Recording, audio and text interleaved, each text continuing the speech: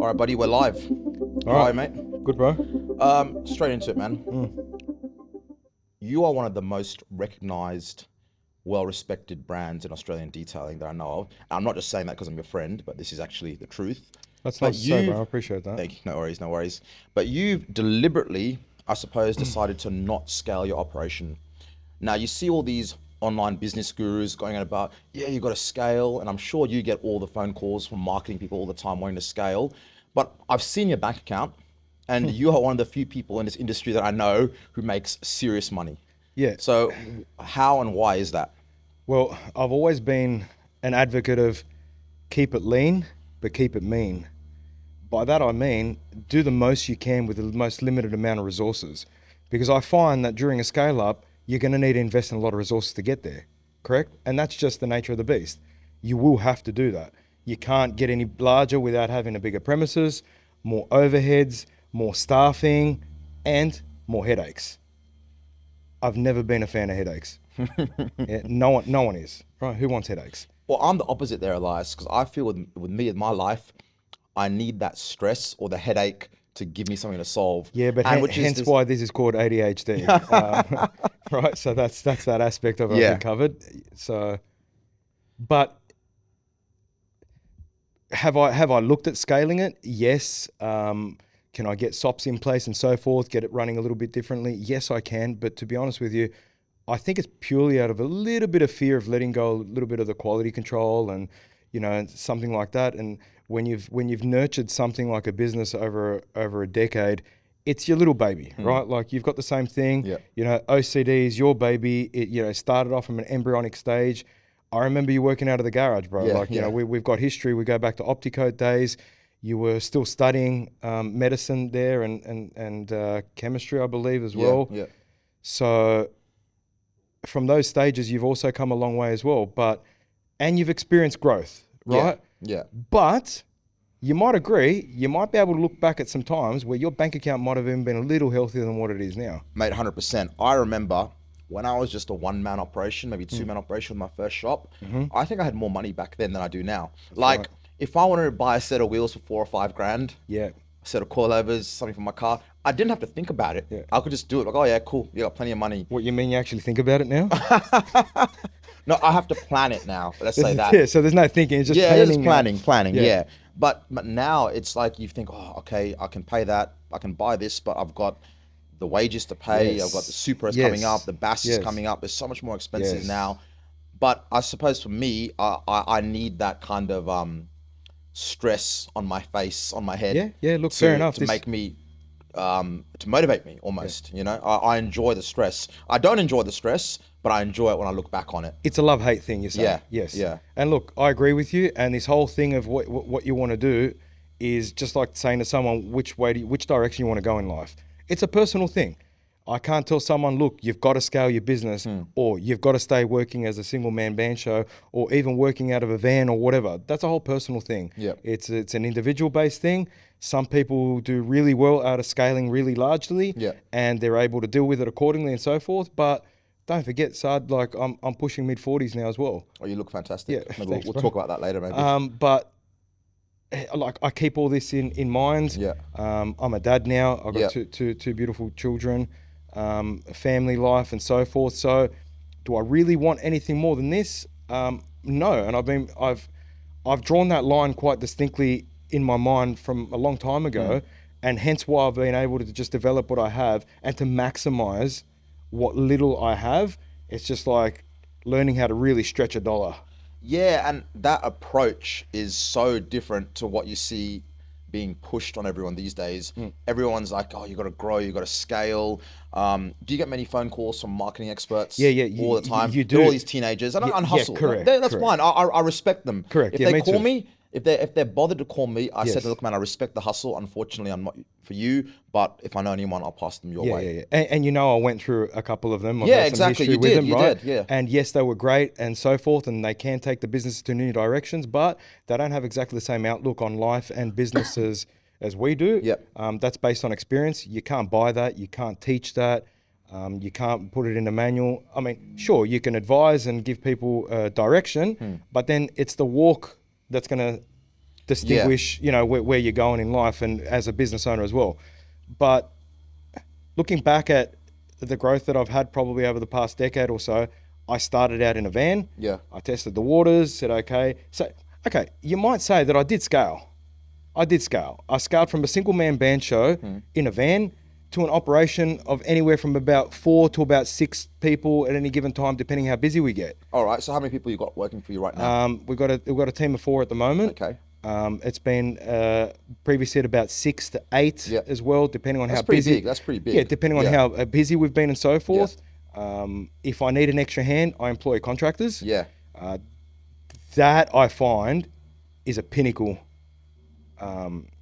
aspect of being able to operate with a lot more confidence behind you. Yep. Not having to worry about if I don't have any work. Yes. Right? I've still got to pay these. And look, it's not only about the money. If I don't have any work right now, I can afford to pay someone. That's okay. Yeah. It's not that. It's the stress of just how do I keep this poor guy or guys busy? That's all. It's not just down how do I afford to pay him. That's one aspect. But because you're like, okay, if I don't keep them busy, they get demotivated. Yes. Right? It looks doom and gloom to them. Yeah. Is the business going okay? Do I really belong here? There's all this stuff that goes on. I think about that and I consider that. So growing bigger is only going to amplify that. Now, I'm probably not the right person to talk to. If you're going to want to have a massive business or something, there's going to be someone else. But like I said, if you're the kind of person that's like, you want to get not to a lavish lifestyle, to a comfortable lifestyle, where, you know, you don't really have to consider or worry about the price of groceries in the stores. I'm a happy man. I'm a blessed man No, it's good to just be there. You're very lucky. That's very good. And you work very hard. And that's it. I'm happy with that. I don't want any more. Yeah. I wouldn't say that it's greedy to want more. It could be ambition if you want that. Yeah. I'm still ambitious, but I'm ambitious to just maintaining what I've got and really maximizing it. I'm being a big advocate of keep saying that, just really maximizing what I've got to work with. In terms of space, hands on deck, and the amount of workflow and volume that I sense that I can get through. Yeah. Whilst maintaining, I wouldn't say peak quality, because at some point, as soon as I even pulled my hands off what I was doing on the cars, straight out, quality dropped. So that's not a secret. right now, are you still hands-on every day? You still wrapping cars? Or not as much? More recently, I suppose I've been jumping a little bit more, maybe to just do a little bit more bumper bars or a full front or something like that. But I don't have, I not that I don't have it in me physically. I can wrap a full car pretty quick, not a problem. But you yourself know what kind of distractions that you get throughout the day being a business owner. It's impossible. I start to do a guard, the phone rings, right? And you're like, all right, where am I up to? Then you walk away, you're about to start again, someone walks in through the door. Your employer says, hey mate, there's someone out the front wants to see you. You go out the front, you spend half an hour there. Cool, you take a breath, you go back out to the panel, you lift it back up, you wet it, you're about to squeeze, you get back down. Now the next customer's about to pick up their car. So this is ongoing now. I can sort of handle that and maintain it through doing a front end if you're only going to spend 2-3 hours kind of like slapping on film. But to sit there and really focus on doing a whole car, I'd say it's impossible. And if anyone's able to do that while still running a successfully driven business in the back of it, my hat goes off to you. Yeah, I mean, the way I used to do it was, as you know, like I would not do any work during the day. It was just all admin or phone calls, that stuff. Go home, come back at night. Yeah, I remember those days. I remember the first 2 years of like, first 2, even 3 years of my kids' lives, I barely saw them. They knew me. I remember I would go home, I would sleep on the floor because it meant the kids couldn't interact with me. They were like crawling around. They got to climb on top of me and play with me even if I was half asleep. And that's all they want. Yeah, they wanted that, and they knew me, all that. I was at sofa, so it was great.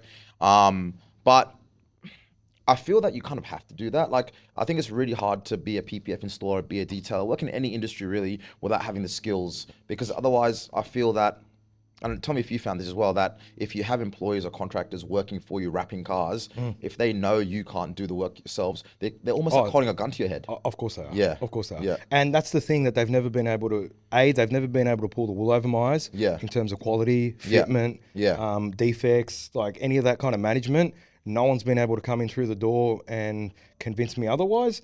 And if they have, fair enough. Like there's a reason, and we're all here to learn and grow. But in terms of, like I said, quality issue, because I do know other shops that do what we do, but the owners are simply owners like they own a hair salon. Yeah. Okay. Yeah. Right? They're not hands-on. Yeah. And I could probably rattle out at least 10 off my hand, within Sydney that do operate like that. And kudos to them. They do make some money. Yeah. But I also know that the same contractors that I might have used in the past, that if they're doing that work under someone's supervision like that, I know that they're receiving a lot less subpar quality than what I am, because they know, like, I'll pick them up on it and just say, the edge is not far enough here. Oh, the pattern's not right or what else. Bullshit. Give me the squeegee. Yeah, you can stretch it a Give bit. me the You can make it fit. squeegee. Yeah. Give me the film. Give me some hot water. Give me some slip gel, whatever. Yeah. I make it happen in front of them. Yeah. And I have done that. Yeah. Every time someone comes in that's new or whatever, they try. They try it on. They Like try a it kid, on. right? Like Yeah. a child. Yeah. They're trying to test their limits, see Yeah. what they can pull off, how far they can get with like quality and so forth. But if you yourself is up there, and let's call it that,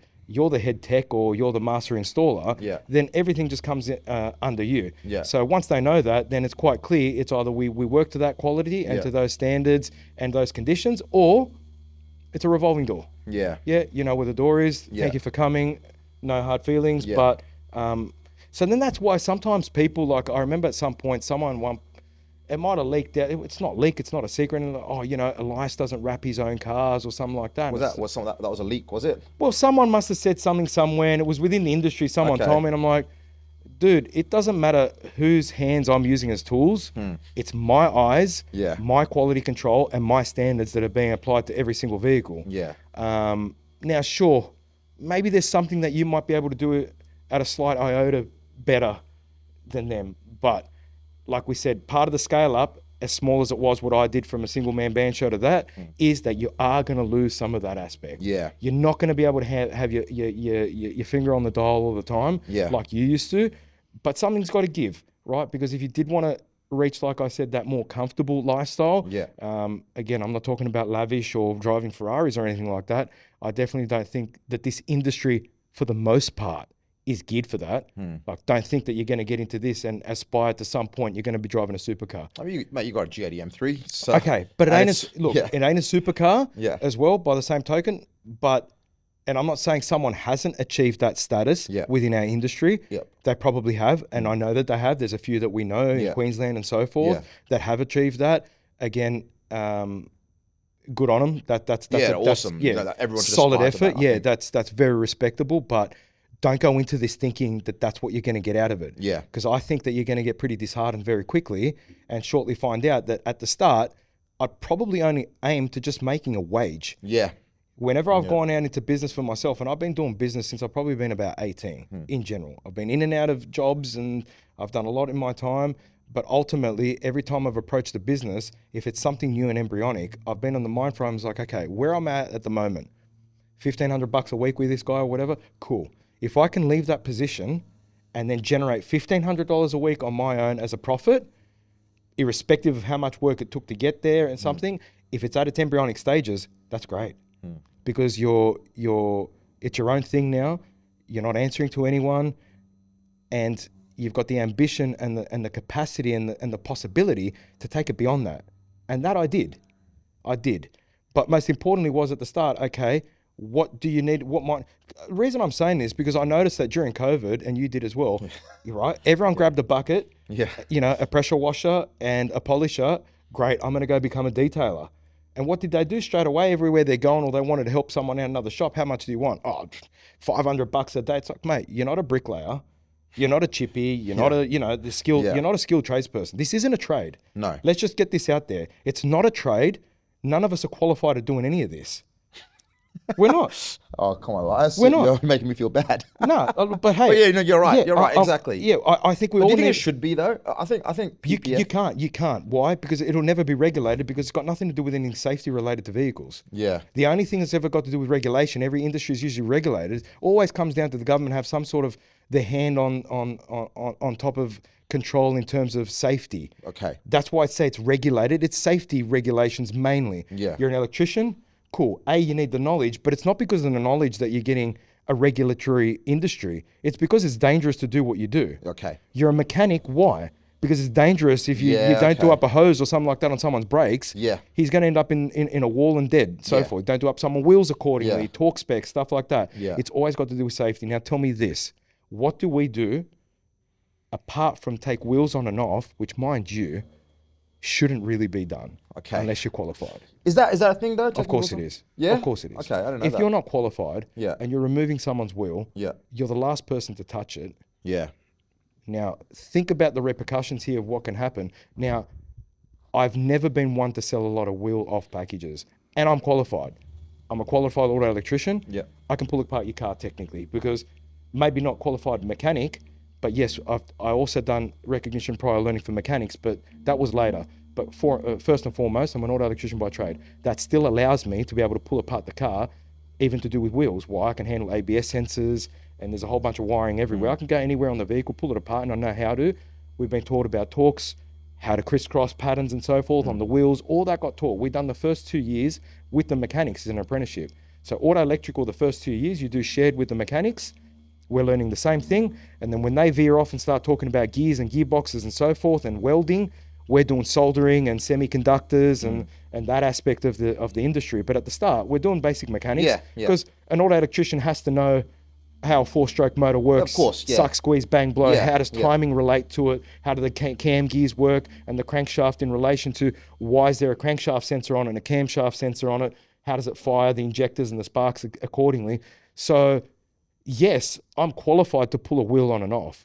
I'd say 99% of detailers out there, you're not qualified to do it. Yeah, I'm certainly not. Like Hey, that's I mean, yeah. I've been playing And with look, cars it's a long look, time. it's not rocket science to know how to do it, and but I'm just talk it up correctly. correct. Yeah. But I dare say that you could have some legal ramifications on your hand. Yeah, if something yes, would've gone that wrong. 911 drives off, right? Yeah. Now the thing is that if you are qualified to have done it and you've proven that, you know, through your cameras and that, yes, I talked it or whatever. I'm just playing devil's advocate here, but what if now the scenario's played out with, yes, someone's wheel fell off a few days later. Yes, you can play through on the video and so forth that you did it up, you got your torque wrench out and that, but who are you and why are you touching that? Yeah. I mean, for example, I've got a GT3 RS in at the moment. With the single Yeah, main nuts in it? and the customer wanted us to do the wheels. I said, I'm doing them, but what I'm doing? Through the inside of the back? No. I've called Porsche up. Correct. They're sending... That's it. Sending their technician sending a out. tech over. Beautiful. We'll take the wheels off. Beautiful. We'll Charge him polish and accordingly. coat them. Yeah, he's been That's it. charged accordingly. Yep. You know, I mean, to be honest, the tech lives nearby. He'll just do it for us. We'll buy him Yeah, some drinks and but stuff. whatever, Yeah, he's not look, going to care. yeah, correct. But yeah, we're doing it that way because although, look, I don't have a GT3 or GT4. Fingers crossed one day I will. Maybe I'm a bit different to you there. But you do have a Porsche, man. Yeah. But it's, let you everyone know. He does but, have a Porsche as well, right? It was a business. Mate, it was a tax write-off. Call it what you want. Yeah, You've got a Porsche. but you know, and one of the last 718 Caymans as well. Yeah, it was pretty much the last you. one. Yeah, Yes, someone came in GTS. Beautiful car. Yeah, Beautiful car. You know, you can buy the tool and talk Of it up. course and you everything. can. Look, and it's not hard to do, man. Look, you But can- I you- don't want to do it because I don't want the liability. Yeah, but you can buy a Yeah. stethoscope and a scalpel, right? True? Yeah, so doing backyard Backyard organ surgeries, transplants. yeah. Or, you know, I mean, mate, pretty much isn't that what happens to some countries anyway when they steal your organs? You know, they kidnap you and steal your organs. Correct. What do you I mean, think, others licensed? yeah, I think you those can use doctors are, you know. No. I, mean, I did do 2 years in medical school, so I don't know, you know. You'd be cut out for it. The No pun intended. Now you mentioned, you know, owners in Sydney. There's some shops in Sydney where the owner's the owner and they've no idea. But Yes. I want to call a spade a spade. I'm not going to call Yes. name any names. Yes. Do you think a lot of those businesses are actually legitimate detailing / PPF shops? No, Or do you it's think? it's just a business. Yeah. Yeah, No, but just- when I say legitimate, I mean, do you think that they are actually? Oh, like just for cash purposes? yeah, whatever? it's like, you know- yeah, there's a lot of them like that. Okay. Yes, there all are. right. Interesting. And look, from what I can tell. But cool, each person's prerogative, right? Yeah, Like yeah. that, Do whatever. what you want, man. Look, Yeah, no, that's no it. one likes paying tax. People earn money. 100%, You know. 100%. Yeah. If Anthony Albanese is listening right now, we pay everything I on the do. books. I do. Yeah, 100%. Yep. 100%. But the Sydney PPF market in particular Yes. is like, you know, I don't want to swear because, you know, it will get demonetized or whatever. But Yes. like, it's pretty cooked, isn't it? Yes. Yeah. Yeah, for a better word, yeah, cooked. Yeah, it's pretty cooked. Yeah. We could say something starting with an F. Yeah, but yeah. It's pretty Now, cooked. Tell me about that. Like, why do you think that is? Okay, what happened? Look, a lot of people saw it. Look, they started seeing probably a bit of success out of other shops and so forth. They're going, okay, this is a product, you can make money out of it. And yes, you can. But they came into it and they've totally adulterated and perverted the market.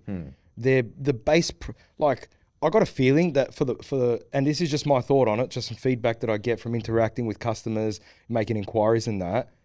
The new price point for Sydney, in my opinion, is anywhere from about $4,500 Yeah. to about $6,000 for a wrap. Yeah. Like that's its new price Wait, point. 4.5 for PPF. $4,500 for a full body wrap. Because that would be reasonable for a full- vinyl job. Correct. With average film. Correct. No door jams. Correct. You know. Correct. Vinyl's cheaper, and Yes. some people reckon it's easier. I got no idea. Yeah. Do you know how to wrap vinyl? No, I've never handled Yeah. it before. I've done a few mirrors here. Yeah. Yeah. I mean, I'm sure if I gave it enough time, I Yeah. would, but it's not worth my time investing, especially now we've got color PPF. and Yeah, that. yeah, yeah, So- exactly.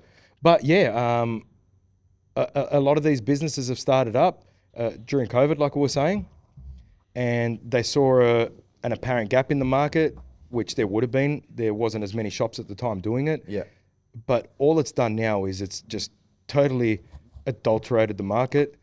It's set a very, very low price point. And what's going to happen is, and I know it will, and you know, I'm set up accordingly where I can ride a pretty long wave, you know, financially if I have to. And I will, and I have been, and it doesn't bother me.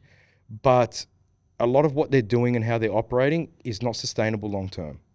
The reason I say that is because even if they're using a Chinese film at, say, $800 landed, what have you not, by the time you factor in a little bit of labor and if they're paying GST or any taxes, whatever little you've got left out of that, mind you, a lot of the work's going to be, I wouldn't say sloppy. A lot of these new installers, you know, maybe some Asian shops, stuff like that, they're doing pretty good quality work. Like in terms of finishing, right? Where I find they lack a lot of is in the actual finish at the end.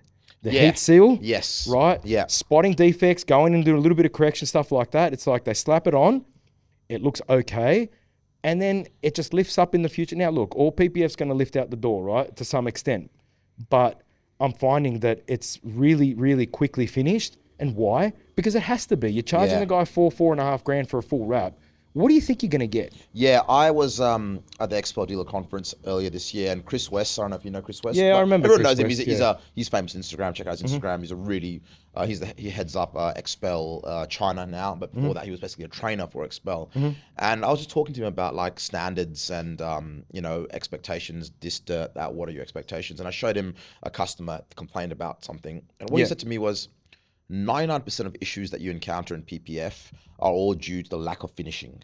Correct. That's where that. It's like if you had spent 10 the minutes extra going over stuff with a I heat call gun. it even a last hour or 2 hour. Yeah. It's that last 2 hours or even 3 hours that I spend on the car. And look, my hands aren't the ones installing it, but I don't care who reckons that they're the best of the best that have come through here that are doing the work. I will still find something that I can correct or finish off, better choice of word, better, more thoroughly. I suppose they're the only words that come to mind than what they are able to, Yeah. because they just don't want to go the extra mile. And, Yeah. and yeah, I get it. It takes a little bit more time. It takes a little bit more eyes.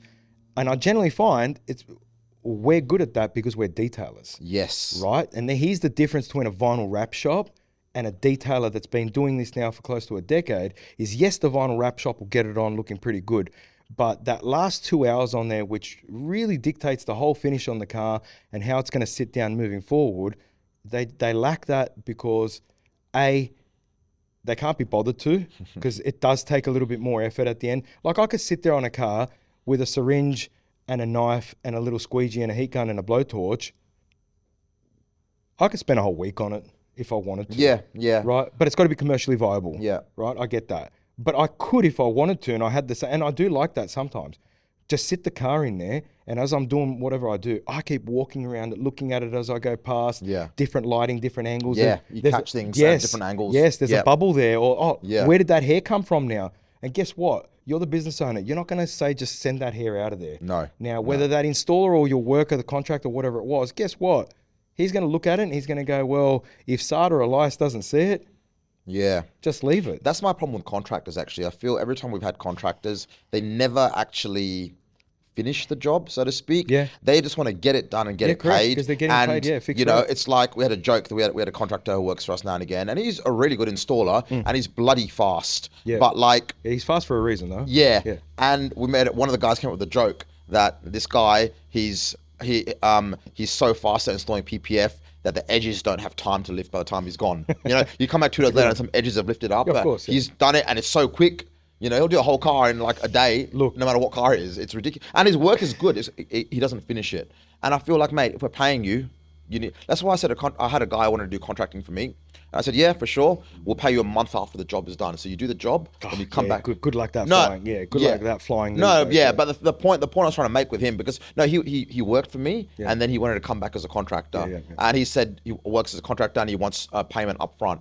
I said, no, you're not getting payment up front. You can get payment. The guy that moved to Sydney, if I remember. Is that right? No, yeah, he did move. He moved back. Okay. I'm friends with him. I get him. He's a real good vinyl rapper, actually. I get him in okay, now and again. yeah. But he said to me that he wanted a payment up front or whatever, and I was like, look, man, I'll give you a payment a month after, because I knew He wants payment up front. So I was like, no, you'll get it a month after. Yeah, Yeah, exactly. wow.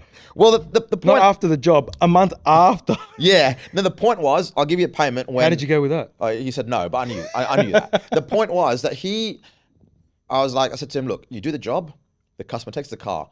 A month later, the customer brings the car back for his Correct. 1 month Yeah, checkup. where are you? You come and check it up, and then once it's checked up and it's good and you're happy, then you get paid. Because if I pay you beforehand, you are not going to come back and do the 1 month No, checkup. 100%. And that's my point with the thing with And contractors. look, I'll be honest with you. I don't care even if it's going to be an employer working for you or not. Even during the checkup, they're still not going to do a thorough job like you would. No. So I just find that even if we've used a contractor or your own installer or whatever, when the car comes back, I'm still the same one that goes over it. 'Cause look, how long does it really take you to, if there's no major stuff ups, how long does it really take you to throw over your eye over a good job that you've done 20 minutes, half an hour? Yeah, exactly. Who Look, cares? I've got to give credit where it's due, though. I must say, my staff, my guys are pretty damn meticulous. Sometimes even more meticulous than me. Yeah. There have been times when they're wrapping a car and they've said, Saad, this pattern is no good, you need to modify it. And I've said, nah, it's good enough, just let it go. Send it. And they're like, no, we want to do it right. Yeah. So, but then again, that I suppose that attitude probably came from me. It did where I originally. used to be When like you used that. to, yeah, correct. And then when I put and my, now as a my- business, you put the business hat on now, it changed a little bit. Yeah, I get exactly. that. Like I got annoyed the other day. I had a customer tell me, "Oh, Saad, the reason your business is really good is because your staff are really good." And I just thought, Nah. what the f is that supposed to mean? Look, there's no such thing as bad staff. Yeah. There's always bad management. Yes. There's no such thing as good staff. Yeah. There's only something as Very good Mr. management. Miyagi. Mr. Miyagi used to say in the Karate Kid, Yes. no such thing as bad student. Correct. Only bad teacher. Bad teacher. Yeah, exactly. Yeah. So if there's a bad teacher, then there's no such thing as a good student. I reckon there's such thing as a good teacher. Yeah. So they've had that ingrained in them from that mind frame that you were saying as well. And like I said, during the scale up and so forth, some of it's going to slide. Like it's not It a has mystery. to, yeah. It just has to. It's all part you of can't it. be an artist and a business person. There's a reason there's that cliche of the starving artist. Because if you're an Yes. artist, you don't make money. You're not making And money. look, we can argue. You know when they make money? After they're dead. Yeah, and yeah, their you're artwork, right. Yeah, their Yeah, artwork later makes exactly. money, and you're like, that guy made nothing during his time. Yeah, exactly. That goes for musicians, painters, whatever artist it might be. Yeah. PPF installer. Yeah, well, PPF installation, I think is part art, part science.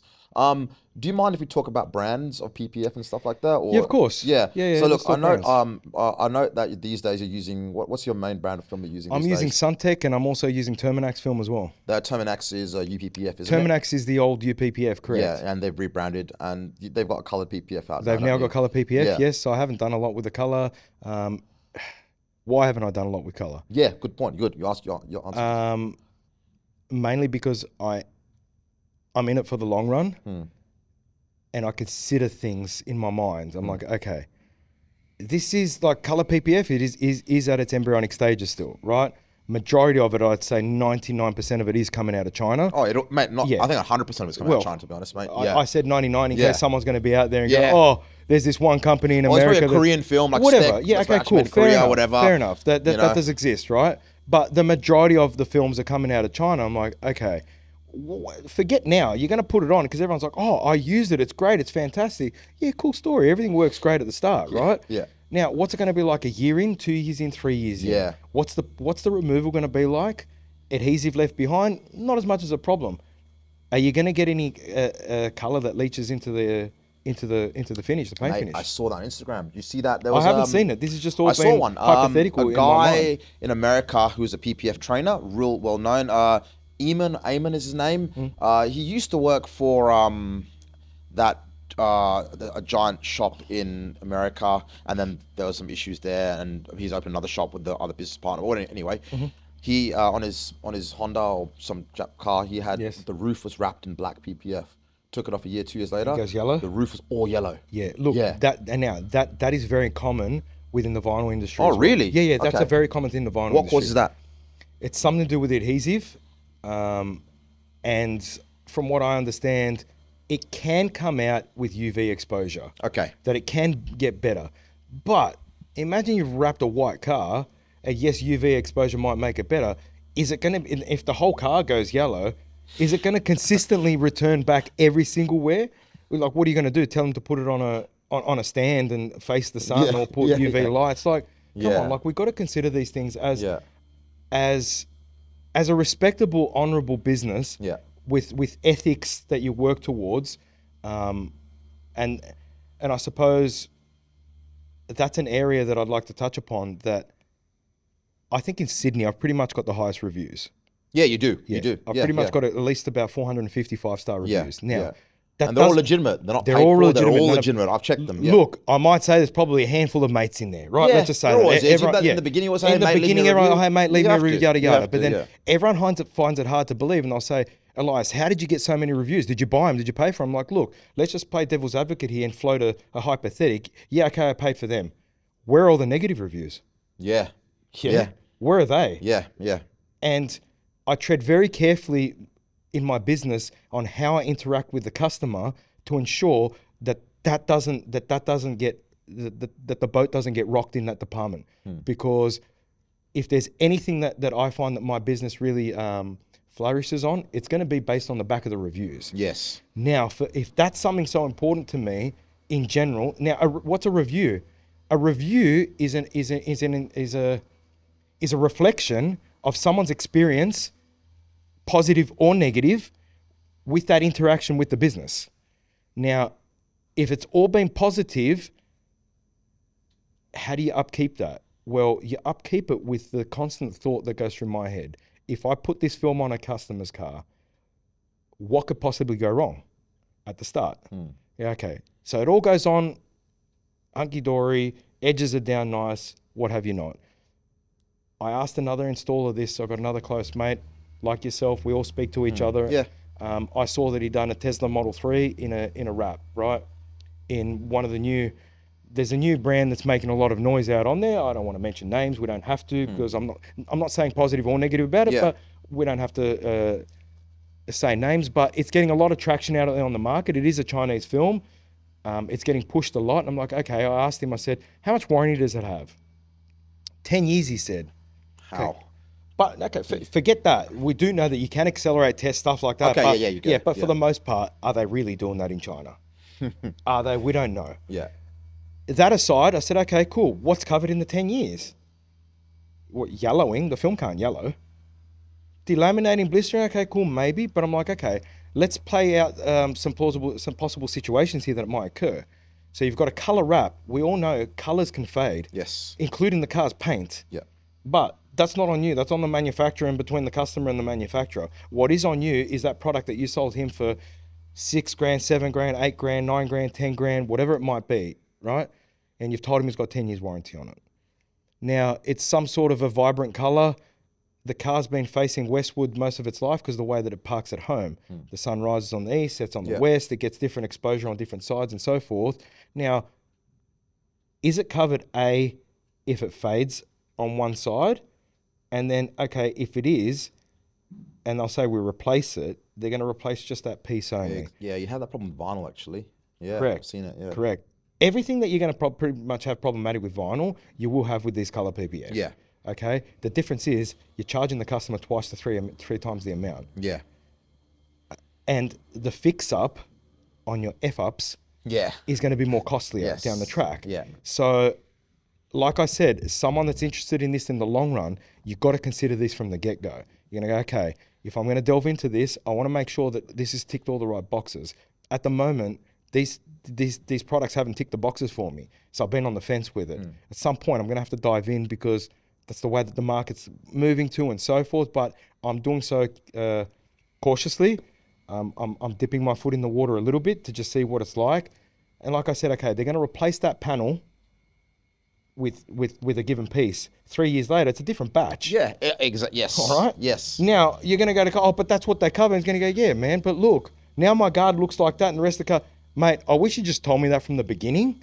I never would have done this to my Yeah, car. and you have this problem, you know, when they release colors that are limited edition. Correct. For example, my old Hyundai was wrapped. I remember that. I remember and, that. basically, You had an insurance. I remember that. yeah, I had the an insurance issue. claim. I said Yeah. to them, "Now the whole car's going to be ripped up because you can't get this color anymore." Yeah, I yeah. argued with them, and they sorted it. Look, But- it's okay if these jobs are going to get sorted with insurance. Yeah. We'll win in the long Yeah, run. exactly, You know what exactly. it's like dealing with an insurance company? Yeah. We just slug them. Yeah, why? Because they slug their own customers as well Yeah. every year in premium. So Yeah. it's a little bit of yeah, us. my premiums this year just went up. All my cars. What for? No Cars claims, value no went nothing. down. Car Yeah, value went exactly. down. Premium goes Exactly. up. What's the excuse? Oh, we've had an increased number of like whatever reports in the area or increased number of claims. You're like, what's that got to do with me, love? Yeah, exactly. So exactly. these are the things that I'm factoring in with color PPF, and it's like it's not whether the customer, the company is going to back you that sold it, because at the end of the day, they didn't sell it to the customer. It's not you were in between that transaction. You recommended that product to them, and you say, I didn't recommend it. Well, you did. The fact that you took money off them to give said job means that you recommended that product. You stood behind that product. And as a reputable business, you should stand behind your products Yeah. and your services. Yeah, definitely. And that's why I'm like, okay, how far am I willing to go to stand behind these products that I don't know enough about? I haven't used it for a number of years. I haven't had any color PPF on a white car for 3 years, 4 years, pulled it off to see what happens. And a lot of people, you know what, I've mentioned this to a lot of shops. And you know what they'll do? They shrug their shoulder a bit and they go, whatever. See, the Who problem cares? is Just get it on. the problem is a lot of these color PPF brands as well. They're new companies. They're relabeled. They're probably not going to exist. Where in they're 3 going to be years. in 3 Yeah, years. man, a lot of PPF shops want to be here in 3 years. So Correct, they don't care. correct. Or they'll rebrand. You know, they'll relaunch. It's like, you know, those old roofing companies. You know, Yes, 10-year warranty on yes. the roof. Yeah, and Yeah, it's you gone call them. again, yeah. Oh, now the company's gone bankrupt. So Doesn't look, I exist. suppose if you're a consumer that's watching this, these are all valid points that we're making here, and why that we're actually sitting on the fence, Yeah. and not just jumping straight into it. What, you don't think that we've got the access to the films? Of course Yeah, we do. yeah, They're being thrown in our face every single day. Yeah. So when I was buying my Porsche, I was tossing up: do I buy it in the color that I want, Yes. Or like do the I wrap ruby it in? style, or I was Yeah, going to think I'll just buy it in black, then color PPF it.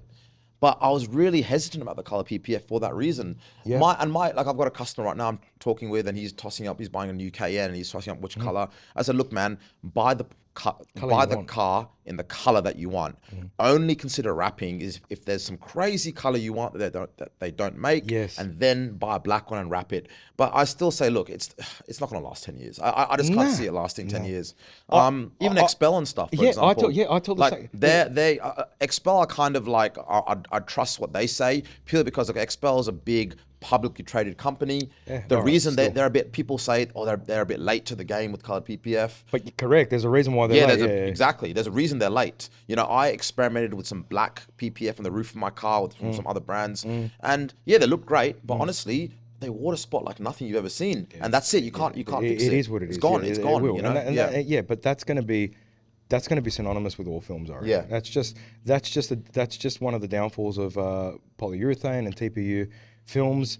That's just any surface, let's Yeah, say, water right? spotting is just- yeah. You got titanium, it's going to water spot. You Yeah. got glass, it's going to water spot. You got paint treated with Glass, ceramic titanium, coating. you can polish it off on paintwork because of the way and PPF. The way you see it, like I think TPU is basically the same material as clear coat, but softer, isn't it? And it's just Yes. expanding, contracting. You know, this is first-hand knowledge on one of my cars. I PPF'd it, did not look after it at all, just sat around and wash it. The film is trash. Yeah, I know.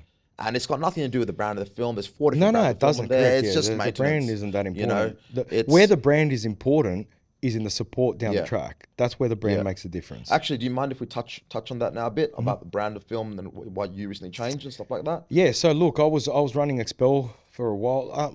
I started off, I was using Steck for a while.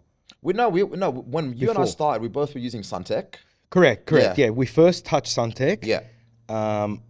And we couldn't get the damn thing to stick. Yeah, the Gen 1 film. The Gen yeah. 1 stuff wouldn't Yeah, stick. I nearly quit PPF. Yeah, correct. Yeah. I remember that. I'd get a phone call, mate, this is not profitable. How do people make money off this or whatever? And then I'd sit there and just talk, calm you down, Yeah. Saad, persevere or whatever. And then you get a phone call from me after a week on, Yeah. mate, I'm quitting. this stuff's ridiculous. Exactly. I'm not going to do this anymore Yeah. and so forth. So we went through quite a learning curve with even some of the earlier films. And there've been even those that are before us that used even worse films Yeah, as well exactly, than that, right? man. Yeah. Some of the thick, really Venture Shield and yeah, stuff the like early that. 3M, Early all 3M that kind slash of stuff. Venture Shield, they got bought Yeah. out kind of stuff. And that was a lot more solid. You couldn't conform it at all and so Yeah, but there forth. was no stretch on those. There was all relief No cuts stress, everywhere, right. different kind of pattern. Okay, the way I'd probably describe it to someone out there that might have not handled anything like that is if you've ever pulled off a shark fin off a Porsche, that thickness. Oh, yeah, exactly. exactly. Yeah, correct. It's Yes. like getting that to do a full edge wrap finish. Yeah, you It can't. ain't going to happen. And it was No. probably worse because for the most part, if you're doing a full front on the bumpers and that, it was just like on the outskirts coverage. Yeah. Like just a screen protector on the main area. Yeah. The curves wouldn't get it and Yeah, areas there's giant like relief that. cuts and there's just Correct, gaps big everywhere. giant It was relief almost cuts. pointless. Like in those early days. Look, but it was what it was for the time being. Yeah. It worked for that time. It got to the industry to where it is today. Yeah. But it's had a massive shift and a massive direction change as to the way films are manufactured. Templates have come a long way. Yeah. So going back to, yes, we started with the Suntex. Then I got into S-Tech, Stek, however you want to say it, a Korean film. I used that for a couple of years and I was quite happy with it up until COVID at that Yeah, time that they I changed found, it. there was something that went on with their adhesive. They must have had a supply issue. They changed it. Being an installer and fitting these things 24/7, you're the first one to know if there's going to be a change in the product that you're using. I brought it to their attention. Nah, Yeah. typical there's nothing changed. Are you doing this? Are you sealing it, et cetera, et cetera? I'm like, yes, I am. It's not me. It's your film. I know it for a fact. At that point, I'd engaged with XPEL. So we got onto XPEL, started using XPEL. I got onto XPEL when it was just Ultimate. Not Ultimate New. That would have Ultimate been Plus. 2020, 2021? About 2020. Yeah. About 2020. So Yeah. it's about 6 years ago. No, maybe 20. Yeah, 21. Yeah, I was using it through COVID. I was using it, just before COVID, I was using it. So we had a great run with it. The most impressive thing from the get-go. Now, mind you, 6 years ago, I thought that my experience with PPF was pretty vast, right? Like when you're an 18-year-old and you think, mate, I know everything that there is in life. Yeah. I'm an adult man now and so forth. Yeah. And then you double your lifespan now in your 40s, or what you're not, and you're looking back and you go, I knew nothing. I was still a child. Yeah. Same things happen now with the PPF evolution that I found. That looking back now, where I was 6 years ago and the finishes we're providing 6 years ago is nothing compared to what we can put out the door today. Oh yeah. Now, and even customs that might have had work done for us now, that had come back now, get two different finishes, almost like two different people did. Yeah, exactly. I had customers You've say- redone the Porsche. Remember, you had a Porsche that came in. Yeah. And you looked at your own work. Yeah. It almost makes you question, going, which shop did Yeah, this? I had a car come in. Yeah. And I PPF'd it years ago, and where'd you get the PPF from this? It was like, you guys You did did it. it. And I was like, oh, really? Was it and me? I was like, Wow, wow. look at the work I did. So then Yeah. I had to think on my feet. I was actually back then there's a different templates film. were different, The template blah, was blah, different. blah. I'm Look, looking at it. Nah, mate, this is the shit install. Look, no. Look, it wasn't a shit install. It was the best that you knew at the time. Yeah. With the resources that were available, the templates. Yeah. The finishes that were the expectation of the finishes back then, like a very good neat edge finish job at the time was at the pinnacle of delivering a high quality. Yeah, it was work, rare. right? Like wrapping your edges was Wrapping the back of a door was wrapped edges. Yeah, Right? yeah. The back of a door edge and the guard top and a Yeah. full bonnet, Yeah. that means you've done a wrapped finish on Yeah. it. A lot of stuff was all the way to the edge of a radius. We couldn't go on it or just before it because Yeah. of the film would lift. Yeah.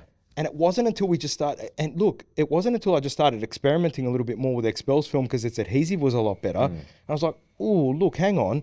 You can put this just slightly on the radius. Yes. Heat sealed correctly and treated not gonna accordingly. lift, It's yeah. not going to lift. Yeah. Right. So XPEL exposed me to that by having a high tack film. Moving forward, it's no secret that XPEL had a lot of changes within their own structure, not the structure of the business, but suppliers. There was a supplier change. What I found is that they weren't very transparent when something like that occurs. They'll just call it, here's the Ultimate Plus new.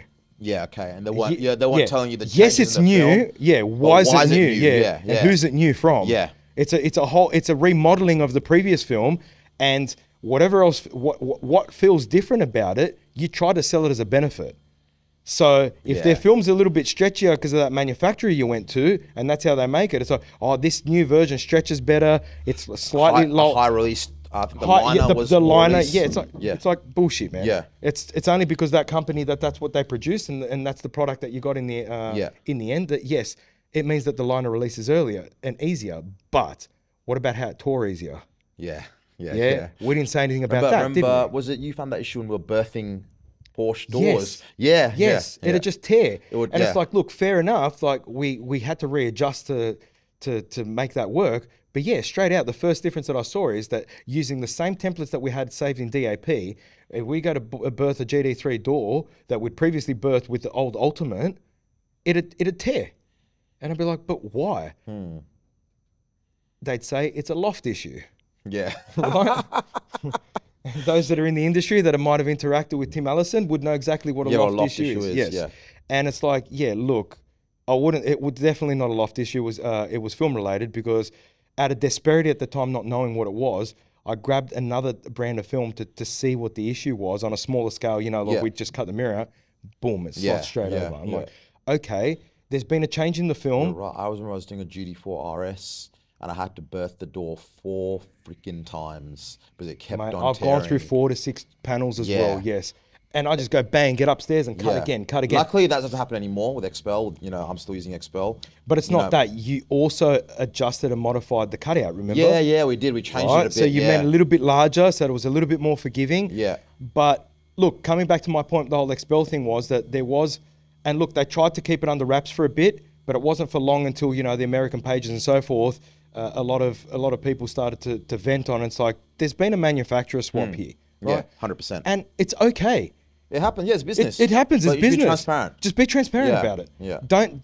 Don't send me on a wild goose chase thinking that it's an installer issue or we need to adjust something or things like that. Just be transparent. Hey guys, it's no secret that we don't manufacture our film in house. Yeah, of course. XPEL. Everyone knows Everyone that. knows that. XPEL Everyone doesn't knows that. manufacture. They get it manufactured. They for get it them manufactured under to their contract. standard, to their Yeah. whatever it might Yeah. be. They do a great job at that because what I noticed is there is some characteristical elements of the film that's theirs. The smell of the adhesive, Yes. the top coat is very similar, irrespective Yeah. of the supply chain and so forth. But I didn't like that change. The next thing that I didn't like is, and this is how I've been ever since I've been at school, I don't like authority. Right? Yeah. I don't like you coming into my house and telling me how to sweep my floor. Yeah. Okay. So And when do you think XPEL was trying to do that with you? 100%. Give me some examples. I personally haven't felt that way. Really? No, I don't think so. No one's come into your shop and taken photos of Oh, other okay, boxes? yeah.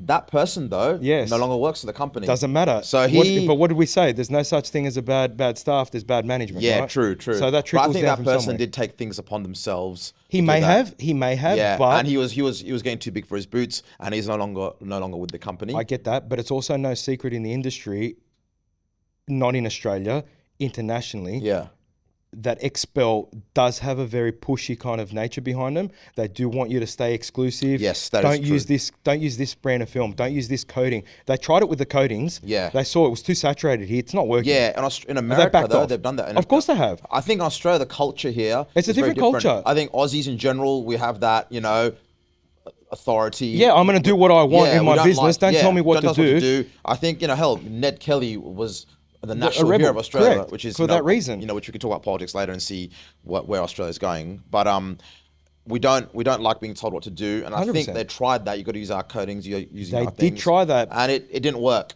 That being said, I use exclusively XPEL tint, XPEL PPF. You do. And I use their coatings with You their do. PPF, but I use other brands as well. Yeah, but you do. we can talk about this later. I don't push the brand of coating anymore. It's not relevant. Nah, look, the yeah, brand of same- coating that I yeah. use tells us don't push the brand of Yeah, coating. but push look, yourself. why is that? It's because it's so heavily saturated, right? Yeah, Okay, exactly. We're going to come to a point where PPF's going to go to that as Yeah.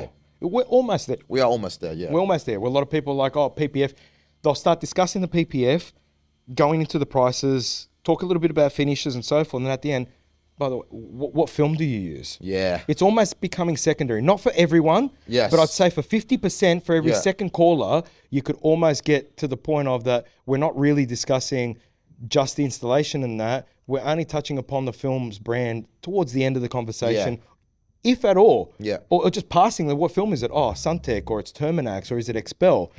Now, it's no secret that XPEL's marketed really well. Yep. Kudos to them. They spent a lot of money behind the marketing. That's what they are. They're a marketing. Yes, They're not just a marketing company. We can't They're just a marketing and a software company and but a they're film support company. and We a film can't. We, yeah, company. we can't. They Just, do everything. They've really grown a lot, though. yes, we can't just downplay one aspect of it or just focus on one. They do offer a whole solution, and I found that was pretty unique. Yes. When I saw that, like, I'd already gotten my feet very wet in PPF. When they came to me from that aspect, it didn't offer me that much advantage, right? That I needed software or I needed, the brand or the film and so forth, because I'd already been started. It sort of started to build a reputation for myself.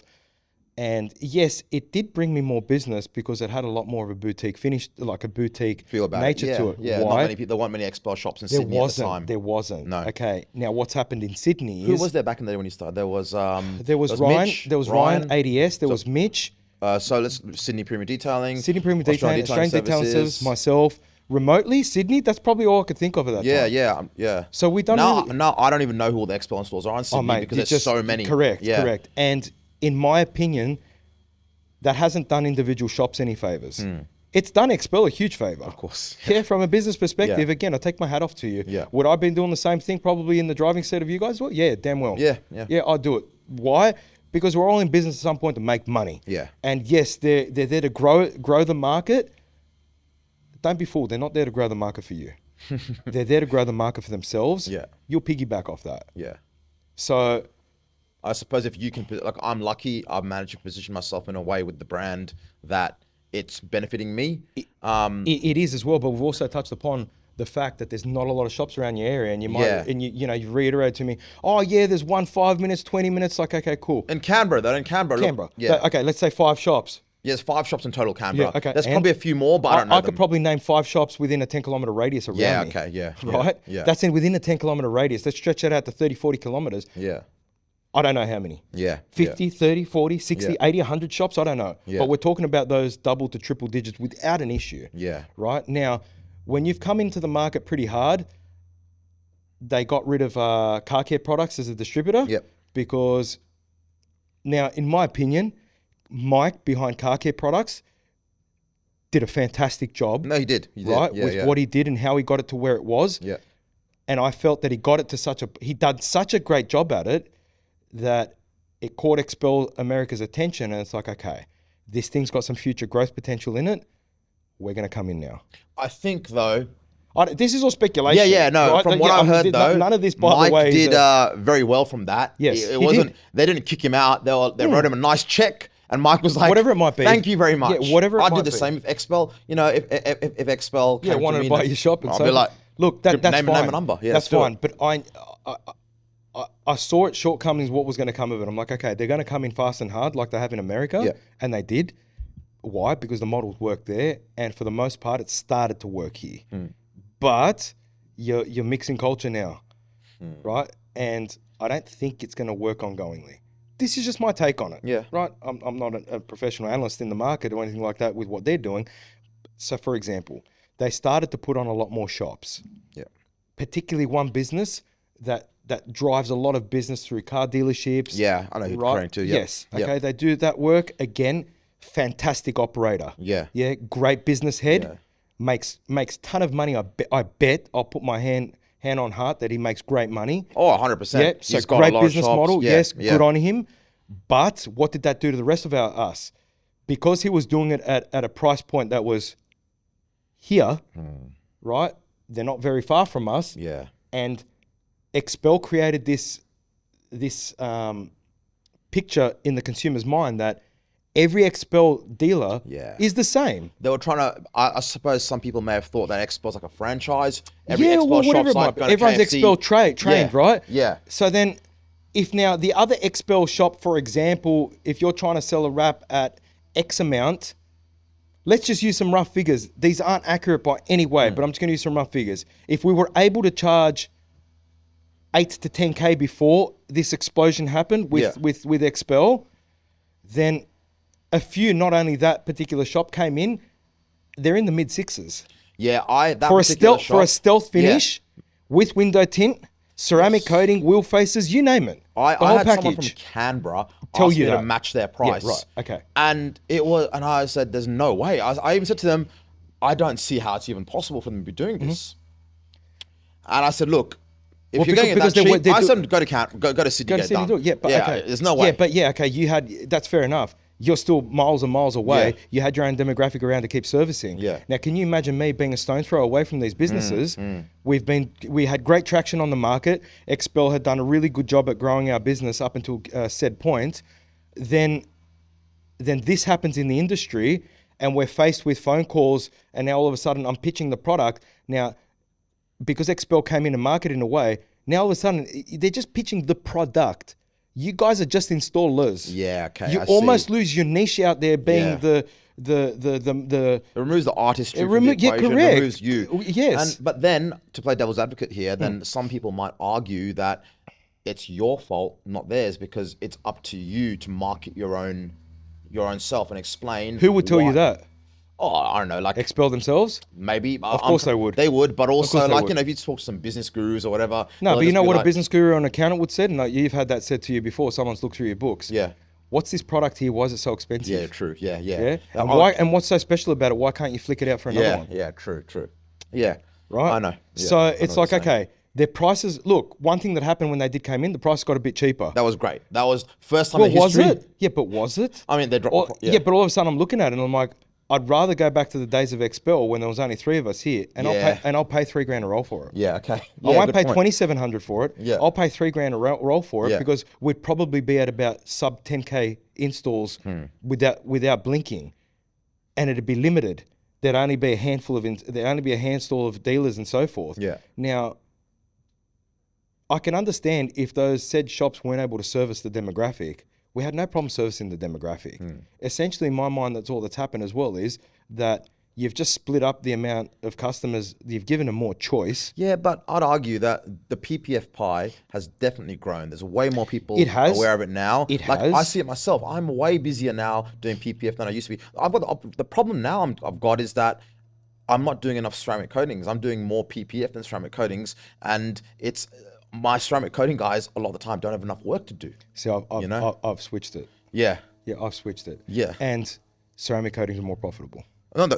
Ceramic coatings are more profitable, yeah. and that's my problem right now. Yeah. That we're not You've doing now become enough. so much more focused with the PPF Yeah. that you dropped some of the high profitable bread and butter that could be Yeah. coming in and out of the door. But we're not getting as many inquiries though from ceramic coatings. But that's because you're, like I say, you're marketing PPF a lot more. Yeah, true. It's PPF is sexier to market though, as well. That's a thing. That's a personal thing. Yeah, That's a. You know, someone comes in the Porsche GT3, they're not getting it PPF'd. You're not going to be marketing the Corolla. Maybe you know what? Maybe I should. Correct. Maybe I should be. Why? Marketing What's the wrong with the Corolla Corollas are market? awesome. They're the best car How in the many world. Porsches get sold compared to Corollas? Yeah. Good point. Right. Yeah. And if no one's targeting them and no one's marketing them, like why are you not? And so look, there was a pivotal moment in the business as well where I did see the shortcomings of PPF in the Sydney market because of what happened. So but let me just go back a little bit to what we're saying. When these shops came out and started, selling the price point, and look, of course, in Australia, we can't price fix anything as a business. Can't say you've got to sell. XPEL can't say you've got to sell your wraps at $8,000, $10,000. They might like to think that they can, but at the end of the day, if I want to sell it, you're not allowed to. Yeah, It's illegal. yeah, If I want to sell the wraps at $1,000 a wrap and lose for business purposes X amount per cart, that's my problem, my prerogative. So what I saw was happening though is I was starting to get calls now going, oh, okay, you do XPEL, yeah, okay, cool. How much? I'd naturally be dearer than that because A, that's where our price point was. Our quality, service and workmanship demanded that. And it's like, I'm not ready to stoop down now to these price points that this consumer now has in his head because that business has said that here's XPEL, here's what we sell it at with all these things around it. What's the difference? Why do you need to go to the other guy? He does XPEL as well. So then the consumer in their mind's going, shop A selling me a wrap for $8,000, shop B selling me the same wrap for $6,000. Who am I going to? And of course, everyone around is going to go, oh, but it's your job to sell yourself this and that. What do you want me to tell you? That the other shop's got, people with limited knowledge in the PPF field comparative to yourself, and that they're most likely, not they're not going to get a good job, but there's different elements of the wrap that we can catch and just provide a little bit more of that edge to the finish and that detail that we're saying. Yeah. Why? Because we're detailers. That last 5%. Yeah, these shops weren't even detailers No, before, no. right? They're tint shops. And then they started to want to get into ceramic Tint shops, coatings. wrap shops, and start doing- Correct. yeah, And yeah, they want to everyone's doing start, coatings and these fair days. enough. Please diversify your business. Yeah. I get that. But I got to a point where I got the squeeze on me and it felt like I was squeezed going, okay, well, what do I do here? I either drop my prices and make jack shit on these products, right? And it's not profitable. It's not feasible. Why would I be doing this? Or I need to look at another option. Yeah. Now, what's the other option here? If XPEL is no longer a boutique-like product and every Tom, Dick and Harry's got it, which they do, now you can get XPEL pretty easily.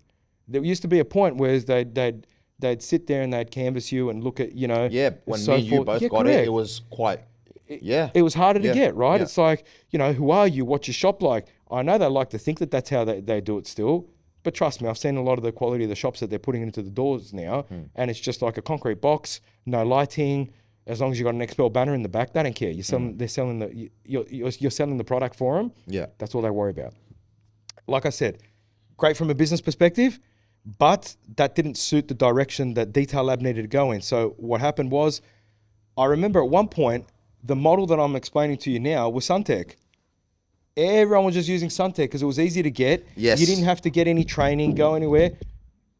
Was that the water you spilled again? No, Saad? that was just the weight Alright. coming off the mic stand. Okay. Mate, you need a new sofa. This sofa is the most uncomfortable thing I've ever sat on. There's a little story behind this Okay, sofa. We'll get alright, into it in a second. alright. I bought this online thinking that it was probably twice the size for Oh, yeah, downstairs. yeah. Right? One of those things. Yeah. And I got it and I looked at it and I sat and I'm going, this is Yeah, shit. this is awful. So This then, is- then I it ended up upstairs and hardly anyone sits on Yeah. it. It's my little resting bench for when I do training. Yeah, okay, yeah. So going back to the days when we started, anyone and everyone could just get Suntech. You still can. You still can. No, Right? yeah, you don't need to be. But I know, now which is fine. I Yeah. found everyone for the sake of marketing purposes feels that they're able to sell PPF easier if the brand sells it for them. So naturally they're going to be like, okay, what's the most marketed, the most heard of film? Which is going to be the most requested? It's going to be XPEL. I'm going to jump on that bandwagon so I can then capitalize on Yeah. that side of it. What did I do? I looked at the market and said, okay, who's the most niche supplier out there now? Who's someone that's hardly being used? All the Suntech shops eventually jumped ship and became XPEL dealers. Oh, okay. So it's almost did a 180. I So did a Suntech 180. used to be the mass market, and they're saying, Yes. nah, Suntech is more niche. Yeah. Suntech to me, and I explained this to some of the heads at XPEL because, you know, like, Yeah, was you left in a real positive way? I did. Yeah, you I did. don't I burn did. any bridges. No, I because didn't burn any you're not a bridges. dickhead, so you I did it just right. said, hey, mate, this thing ain't working for me for X, Y, and Z reasons. They didn't seem to believe that what I'm saying is that, you know, like for me, I feel that now Suntech has more exclusivity, right? Everyone's heard of XPEL, and like you say Suntech, it's like, oh, what's Suntech like? Well, who's Suntech? Owned by Eastman. It's one of the largest corporations in America. They can easily, hands down, buy any PPF manufacturer on I the think market right now. Eastman tried to buy XPEL at one stage. They did. They did. They did. Yeah. They and- did.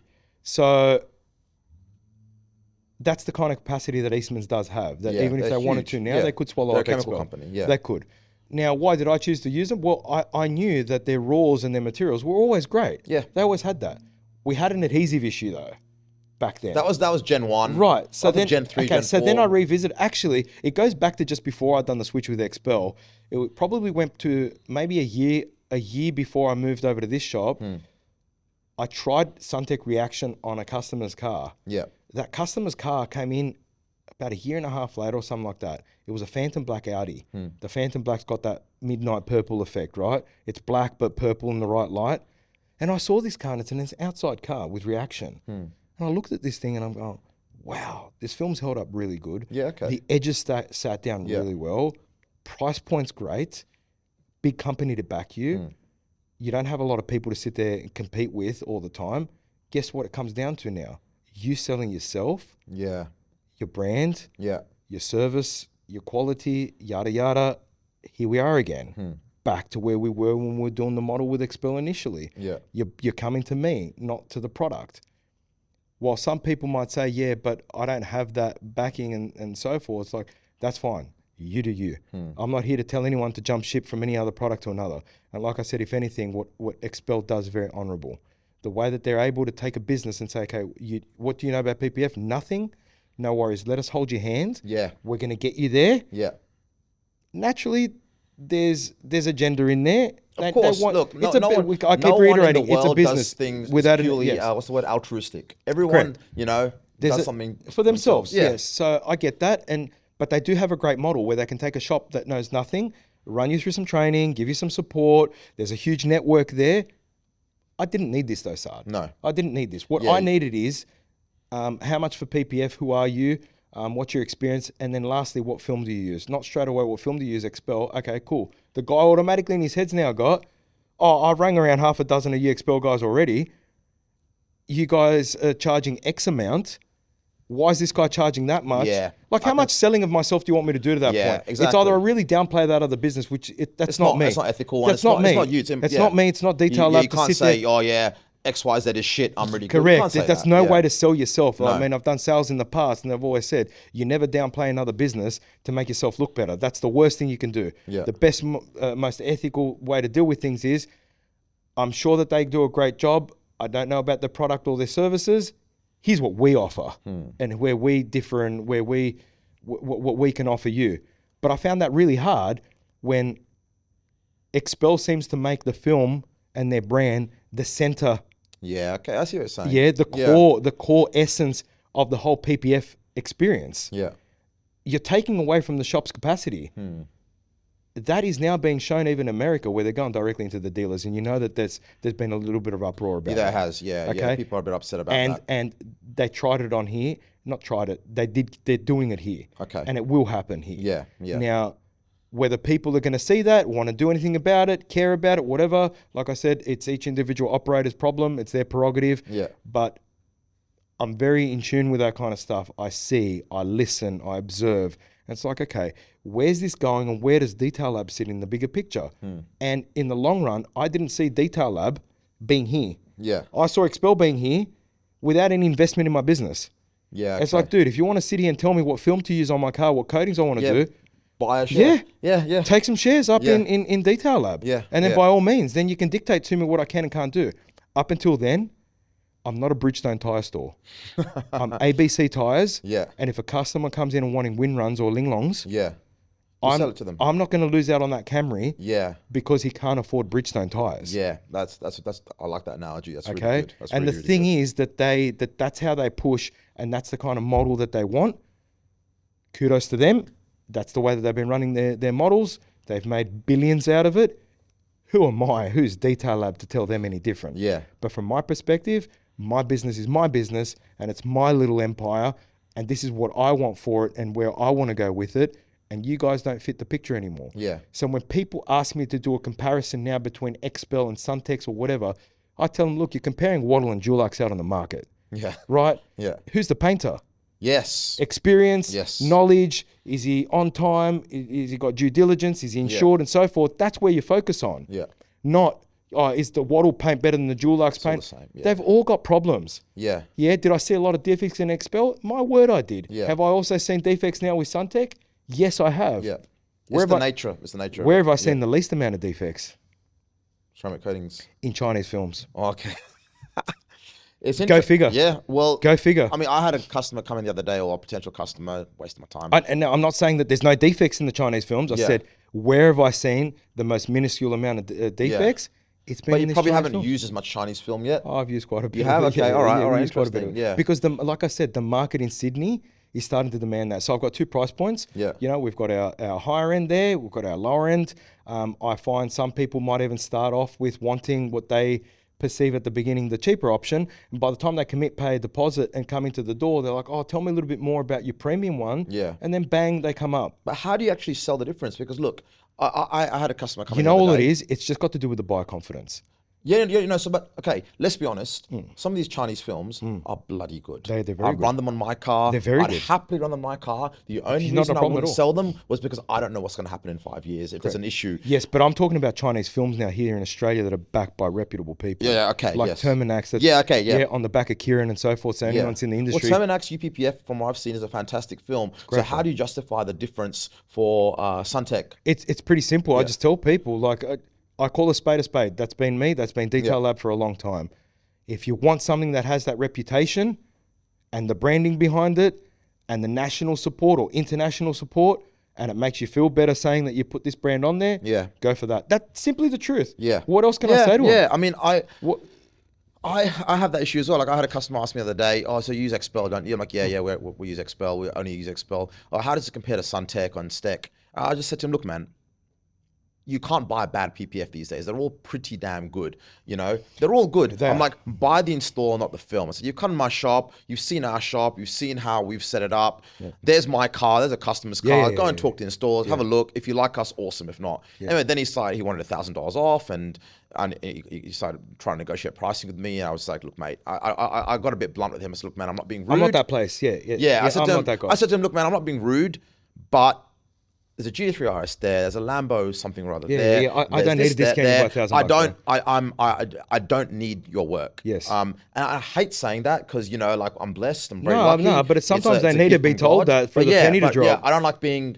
But I don't like blunt. being not blunt, but I don't like being ungrateful because every customer. I don't think you're being ungrateful. But I wanted to say. I think you're opening his eyes, going, "Hey, dude, exactly. Open your eyes. Look where you've come into." You wanted $1,500 off on a front end. But why? On a track pack. On a track pack. It was a front end, roof, and side skirts on a Supra. So it's a brand new Supra.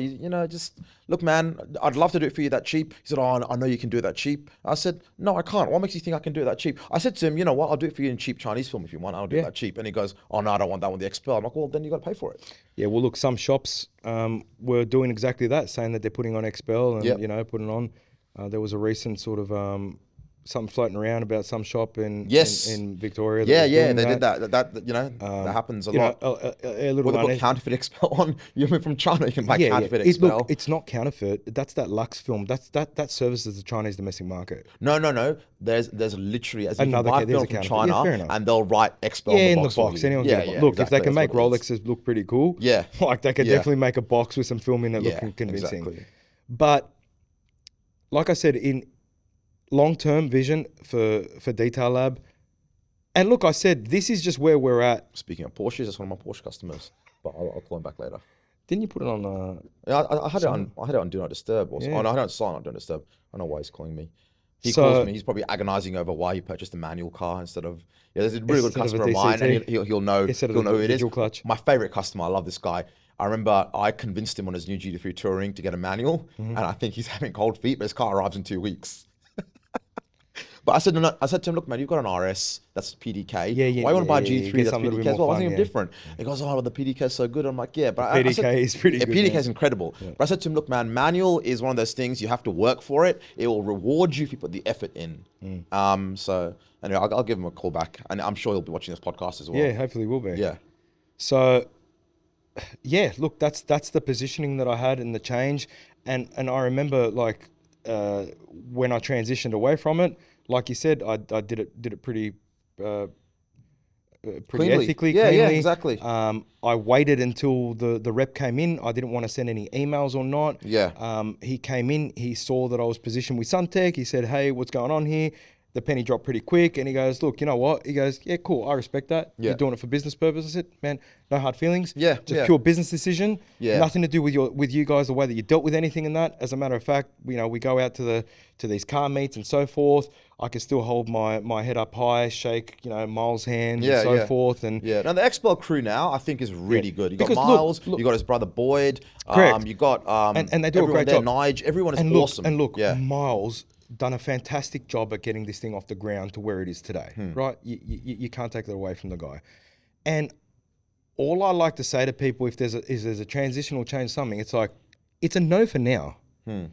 I don't know where. You don't know exactly. What might change. I don't never burn bridges. Like maybe something happens in the future, and it's like, okay, I'm seeing that there's a shift again or whatever. Yeah, I used to use XPEL, for about 5 odd years or something like that. It was great support. They never not honoured a warranty. Yeah. Right. Let's face it. They never not honoured a warranty. Exactly. They're really easy. Even with cut credits, even I've had issues where they're like, we'll just top it. Problem. Yeah, we'll just top up the cut credits. They fix it up. Mate, for it was even more than that. At the start, with Miles, it was a stuff up or whatever. Instead of just giving you back 20, 50 credits, mate, there's 250 credits. Yeah. Bang bang. Yeah. So look, very admirable, but it's just not for you. It's not a personal thing. Correct. Yeah, that's right. That's right. And it didn't suit the model that I'm chasing at the moment. Yeah. And this is what's working for Detail Lab here and now. But like I say, it's a no for now, and it's just where I'm at for now. I mean, the way I see you these days, the way you're branding yourself is like you're branding yourself. You're moved on from we use XYZ coding and this PPF. Yeah, like who cares? Away from that. Yeah, because if I was ever to make, and this is another thing, like yes, I've been pushing coatings a lot more these days because if you're doing 2 to 3 coatings a day, It's good money. it's pretty good. Yeah, it's profitable. and it's good. And for if you most get a stuff up customers- here or there or whatever, who cares? It's cheap, it's easy, it's Yeah. fast to fix. Expectations aren't as high. Yeah. So I think for most customers as well, coatings are actually a better option. I'm finding they than are. PPF. They are. Yeah. PPF Not requires better a lot- option. Yeah. Definitely a better option for their pocket, perhaps. Yeah, yeah. Yes. So you expose yourself to a broader demographic. That's for sure. Yeah. But there's a lot more competition as well. But having a reputable brand behind you and being exposed in a sea of like a heavily saturated market, I find I can stand out pretty easily, and the ceramic coating jobs drop pretty quickly and pretty easily for us. And yes, they're very profitable. But in terms of PPF, to be honest with you, I haven't been pushing PPF as much lately. I think I've just taken a step back. But do you even push PPF? I feel like people just come to you, they find you. Yeah, I do. That's like Yeah. I mean, it's advertised. Yeah. It's marketed in the sense of it's on my Instagram that we do it. All our photos are of cars that are usually wrapped and so forth. Like I mean, you're not going to find a lot of Corollas that we're ceramic coated on there. And yeah, we've had a lot of Corollas that were ceramic coated regular basis. RAV4s, one of the best selling cars. Yeah, yeah. Yeah. Why wouldn't you want it in and out of your doors? My mum's got a RAV4. They're an awesome There you car, go. actually. They're a great car. Yeah, yeah. So that's the position I'm in now. Perhaps I probably will do a little bit more marketing, a little bit maybe again to, for the PPF, but it hasn't been my focus, my focal point. I think for the past year or two, it's been ceramic coatings. Yeah. And it's the bread and butter that's been really turning the wheel really hard How for do you Detail find Lab. ceramic coatings going with all these cowboys offering $500 coatings and stuff like It's that? like I said, it's not a problem because they just look at the overall model of the business. They're going, okay, here's a business that's got over 450 5-star reviews. They've been in business for close to a decade. Yeah. It's a professional looking outfit.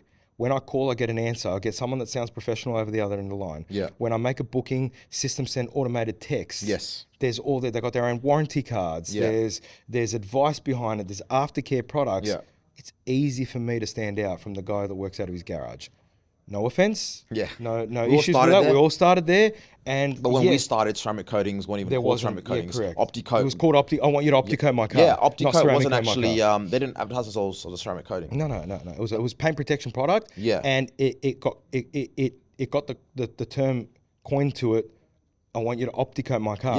Yeah. Do you do People still use that term. They call me, some people, Saad, I want my car Opticoated. Opticoated. And like, dude, I'll ceramic coat your car for Yeah, you. yeah. Oh, is it the same as I Opticoat? hate the term ceramic coating personally because it just Whatever, I call it a makes coating. sound like I just call it a something it's not. coating, yeah. And yeah. it's like people get confused when they hear the word ceramic as well. They're like, Ooh, it's what's this? porcelain. No, they think Yeah. it's like a ceramic roof tile, like it Yeah, comes yeah. from that material. And it's like, it's simply explaining an inorganic substance. Yeah. Right?